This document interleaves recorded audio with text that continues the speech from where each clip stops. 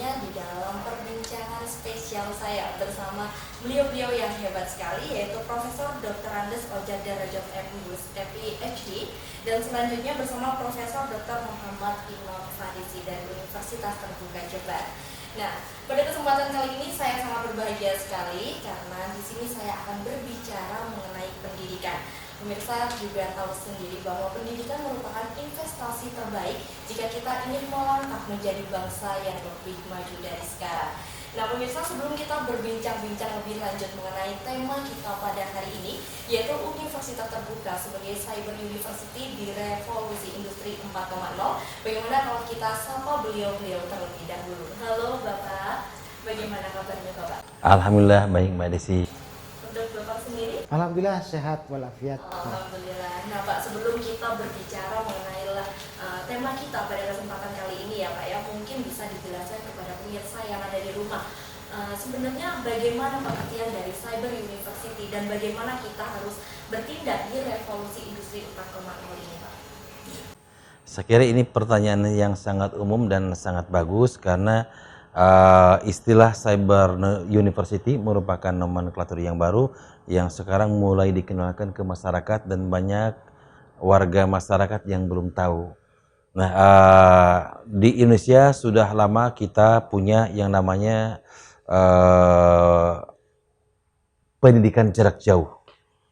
Yang modus utamanya adalah pembelajaran secara online atau pembelajaran dalam jaringan atau yang kita sebut daring.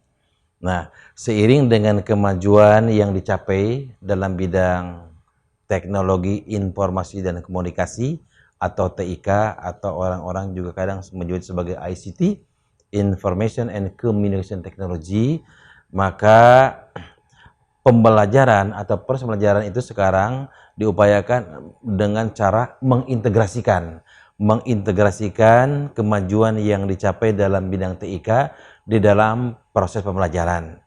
Nah, dalam konteks Cyber University itu di mana proses penyelenggaraan kegiatan pendidikan itu lebih mengedepankan pemanfaatan IT. Baik untuk aspek-aspek yang sifatnya operasional, support services, termasuk juga hal-hal yang terkait dengan kegiatan inti kewiswaan dari mulai kegiatan registrasi, terus juga bahan ajar, layanan bantuan belajar, termasuk kegiatan ujian. Semuanya dilaksanakan fully online.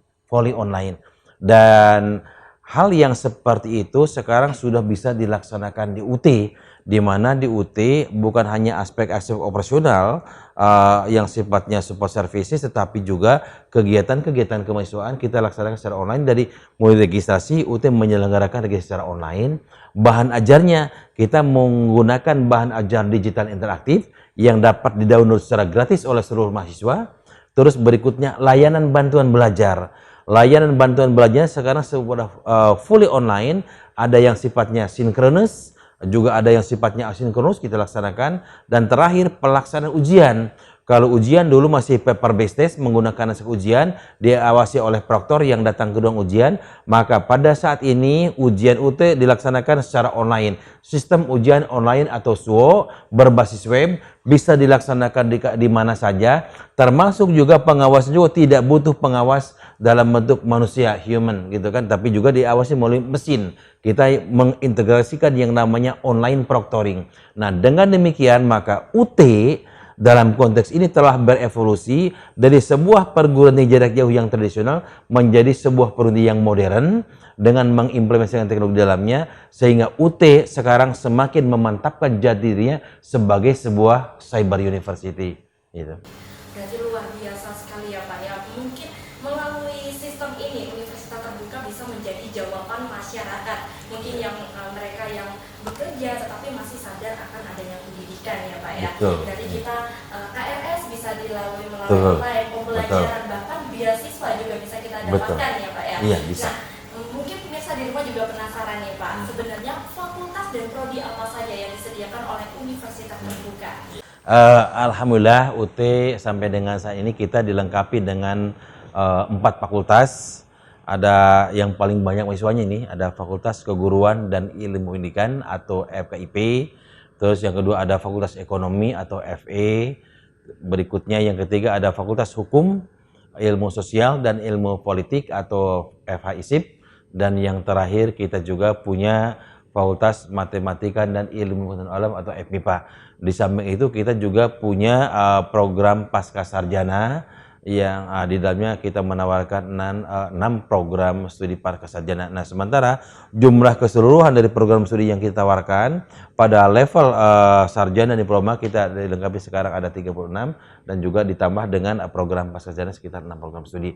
Itu kita tawarkan seluruhnya sudah terakreditasi oleh BAN PT, kecuali program studi yang baru ada 3 itu, dan kita juga sudah mendapatkan akreditasi internasional, sertifikat for quality dari Badan Internasional, dari ICD dan dari EOU. Saya kira UT sekarang sudah mantap dalam pengertian program-program studi yang kita tawarkan kepada masyarakat adalah program studi yang telah diakses oleh BAN PT. Jadi tidak akan ada warga masyarakat yang merasa dirugikan dengan kuliah atau studi di universitas terbuka. Ya. Berarti pembelajaran secara formal di kampus sudah tidak usah diragukan lagi ya Pak Ya, ya. Untuk jaminan mutu bahkan sudah mendapat perizinan secara internasional ya Pak ya. Nah, jika kita tadi sudah menyinggung kegiatan di kampus nih Pak. Nah, UT kan berbasis online. Apakah di sini universitas terbuka juga mendukung jika ada kreasi mahasiswa yang melakukan kegiatan positif seperti kewirausahaan di luar kegiatan kampus Pak? Oh tentu ya, kita juga kan punya program-program yang terkait dengan kemahasiswaan. Itu terus kita bina, kita pupuk gitu supaya mereka juga tumbuh dan berkembang sesuai dengan bakat dan minatnya masing-masing. Bahkan UT pada saat ini kita sudah bekerja sama dengan Syamolek, di mana calon-calon mahasiswa UT juga ada lulusan-lulusan dari SMK, mereka punya startup gitu. Nah, nanti sebagian dari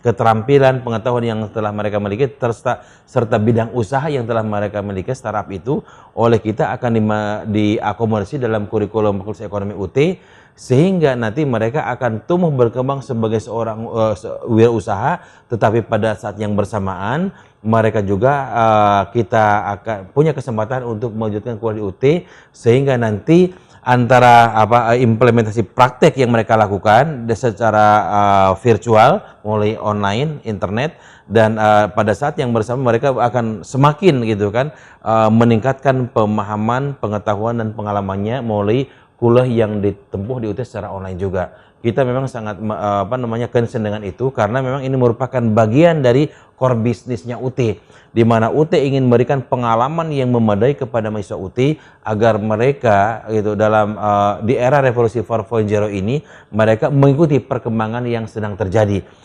Sekarang pada saat ini tidak bisa ditawar lagi, di mana komputer dan internet literasi level adalah merupakan sesuatu yang harus atau wajib dimiliki oleh lulusan UT. Betul sekali, berarti UT juga sangat mendukung mahasiswanya ya Pak, bukan hanya dari teori saja, tapi juga untuk mengimplementasikan teori tersebut di lapangan yang memang sudah tidak bisa dibendung ya Pak ya kemajuannya.